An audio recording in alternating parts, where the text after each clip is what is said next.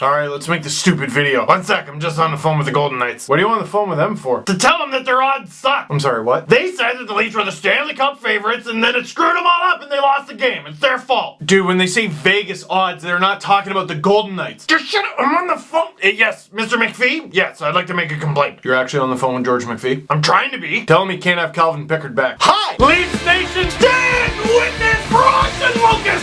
Full biblical Austin Matthews is the Leaf! Why do I watch hockey stressfully? Mostly.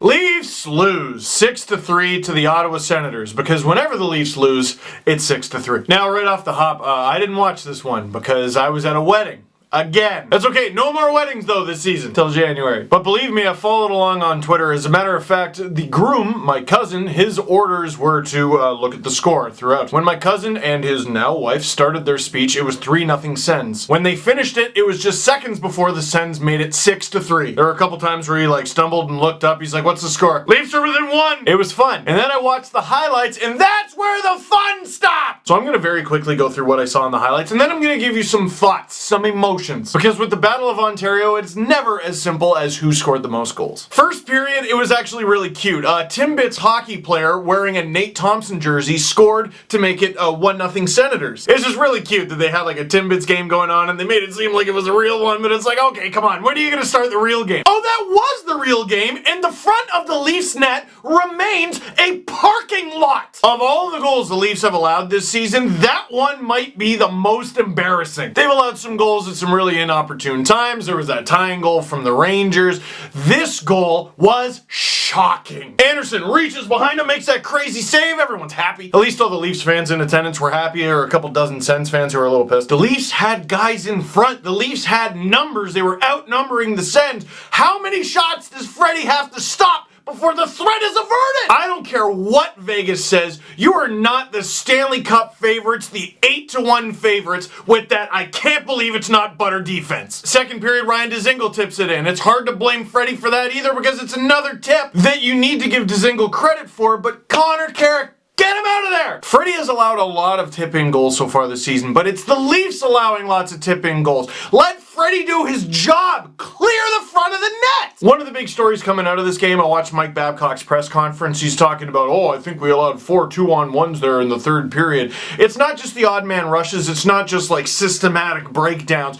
Move someone! The Leafs have played 8 games. By some miracle, they've won 6 of them, but in each and every one of those games, the front of the Leafs net is for the taking. Stop it! But speaking of defensive breakdowns, the 3-0 goal, Derek Brassard buries it on an odd man rush. It's the Leafs shutdown pairing on the ice and the shutdown line. The Sens were good and the Leafs were not good enough. And the Sens are a team that you don't want to trade chances with. We know the deal with them since they got Guy Boucher. They kind of suck you in and they wait for their opportunity and they take it, and if they get the lead on you, you're a little bit screwed because you start attacking more, and by doing that, you just play into what they want you to do. But you have to attack more because you're down 2-0. Because you were Juergens soft in front of your net to start the game. Have I made myself clear? I think I got that across. Third period, JVR tips in the Hainsey shot. Hooray. Matthews and Nylander to Matthews. Snipe. Hooray. Big celebration. Let's get back into the game, right? Here we go. What rally cap's on? 7 seconds later. 7 seconds. I need to emphasize this. 7 seconds later.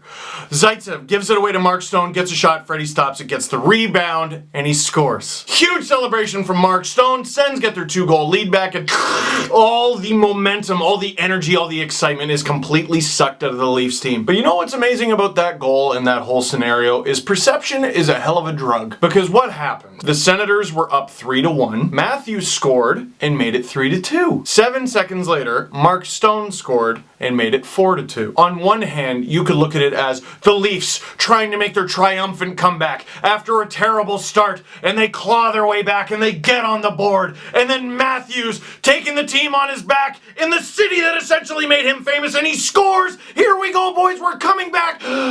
And the Senators completely rip it out of their hands, and they kill all the Leafs' hope, all the Leafs' momentum. They suck all the energy out of the building. Their building. They reclaim it as theirs because that is their home. Or here's how I would encourage you to look at the situation if you were the Maple Leafs. With that goal, you know what the Senators killed? 7 seconds. Look, in the third period, if you're the team with the lead, it's basically a race against the clock. Scoring more goals helps, for sure, but really, you just want time to run out and you win. Congrats. By erasing that Austin Matthews marker, what the Senators did essentially was kill 7 seconds off. Leafs get a power play, William Nylander gets the puck, laser beam, and now it's 4-3. And that was about 4 minutes after the Mark Stone goal, so if you want to look at it that way, I guess you could say the Senators killed 4 minutes. Either way, not good, but it's not the end of the world either. But then less than 4 minutes later, with less than 4 minutes to go, Derek Brassard and the Sens, they come in, odd man rush, the Leafs not paying enough attention defensively because they're trying to score a goal at the other end. Brassard snipes it.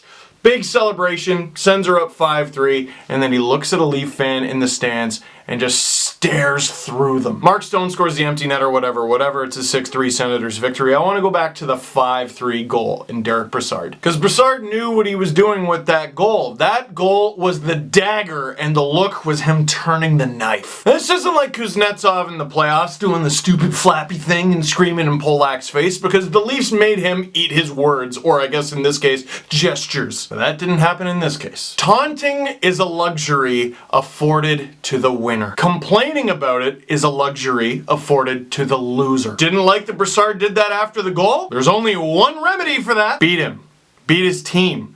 Beat the Ottawa Senators. Did you do that? No? Then shut up. Look, here's the emotional part, alright? Leafs need a little bit of tough love. Oh, Steve, it's their second loss of the season. They're 6-2. Look, let's not pretend like this game wasn't completely magnifying the huge issues that the Leafs obviously have. After the game, Mike Babcock said the Leafs weren't prepared enough, and that's on him. Oh, interesting, Mike. Well, let's take a look at the old schedule. Oh, would you look at that? The Leafs' next 3 games are at home, which means increased likelihood of practice, which means the increased likelihood that after a game like that one against the Senators, you will be skated through the ice and into the foundation of the building. Leafs only have 1 day off before they play the Kings, and then 2 before they play the Hurricanes. Ooh, you better beat the Kings. Or you can keep doing the same stupid stuff defensively that you've been doing all season through 8 games so far if you want Angry Babs there on Tuesday. Ooh, you have 2 days off. Angry Babs will still be there on Wednesday. Look, on social, I've noticed that Sens fans are a little lippy. And I see Leafs fans going back at them with what? With what? With, tarping off the seats. Oh, it's practically Leafs home ice. You can't even sell out your own building. Look, let's take a step back. What are Canadians? We have a few decently big cities, some pretty nice things. But really, on an international scale, we still look at ourselves as a tiny little village. And a lot of places around the world think we're cute and give us a little pat on the head. And we always feel like we're not given the respect we deserve. Ottawa, or at very least Sens fans, I think are that, but within Canada. A lot of stats and a lot of people making predictions think that the Senators won't even make the playoffs. A lot of people won't even call the Senators good. Oh, the Sens don't have Erik Karlsson in the lineup. They're not going to win a single game. And look, when it comes to those stats and those predictions and everything, it's like the weather. I trust the Weather Network. I trust meteorologists because you put a lot of time and effort into your craft.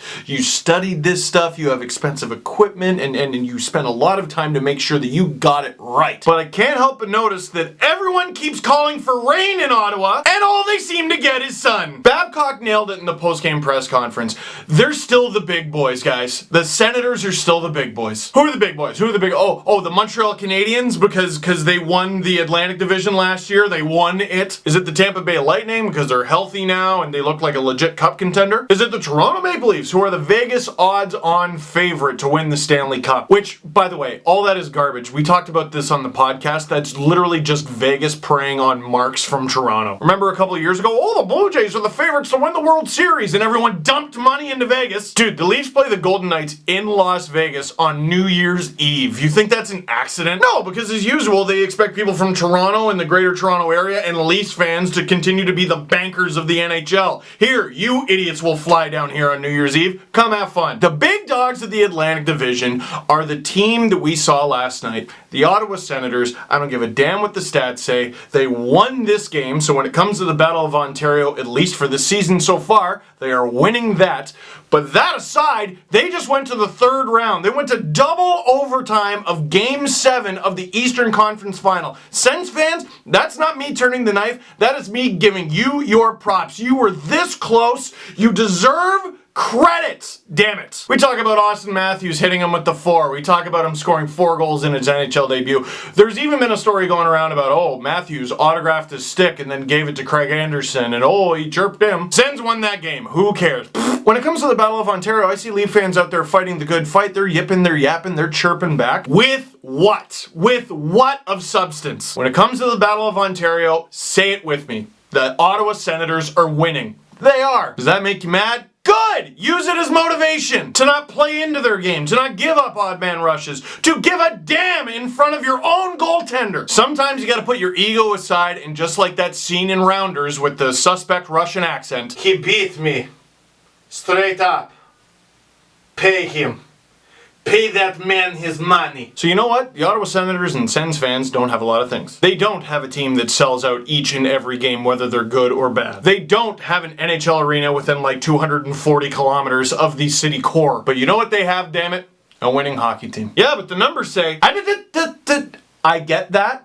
That doesn't make me feel better until they win. Look, I think the Leafs are better on paper than the Ottawa Senators, and I think they will eventually be better than the Ottawa Senators. Hell, they might even be already, which makes it more frustrating when they lose. If you want to be taken seriously, if you want to be considered the winners, there is one easy solution.